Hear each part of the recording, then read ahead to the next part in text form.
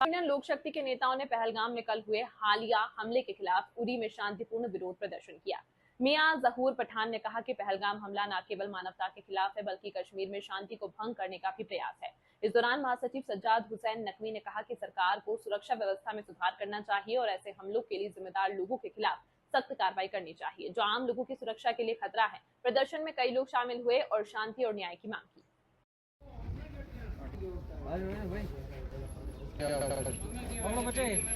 थोड़ा पीछे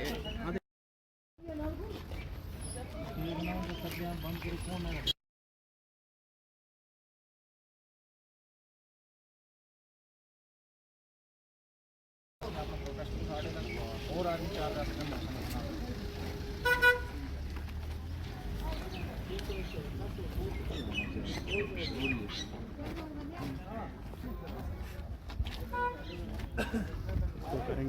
जी बिल्कुल। इससे पहले कभी हमने 40 साल में ऐसा नहीं देखा कि जो आज इस तरह से प्रोटेस्ट करके लोग सामने आए हैं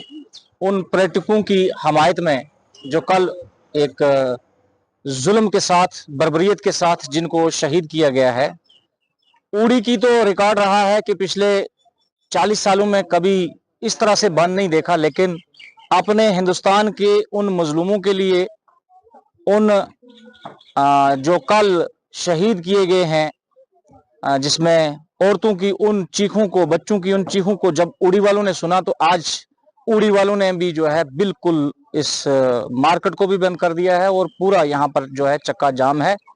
और यहाँ जम्मू कश्मीर में मैं ये कहूँगा कि पहली बार ऐसा हुआ है कि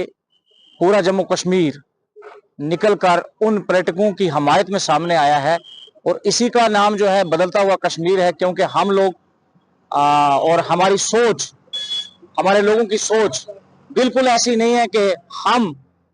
किसी को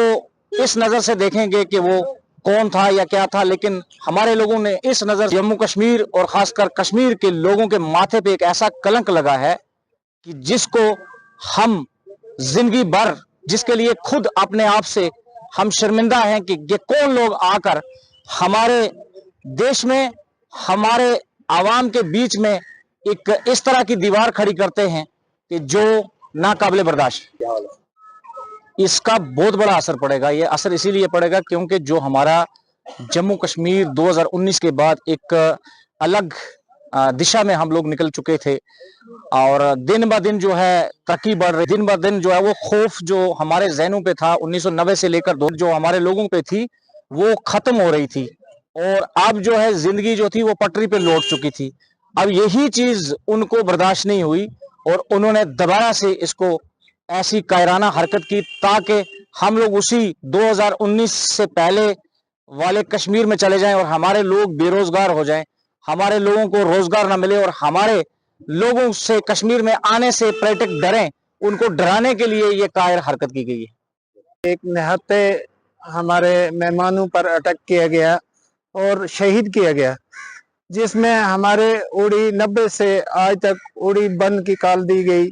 लेकिन आज पहली बार उड़ी बंद की कॉल कायम हुआ और बरकरार रही है। पूरी उड़ी बंद है, उड़ी नहीं बल्कि कश्मीर बंद है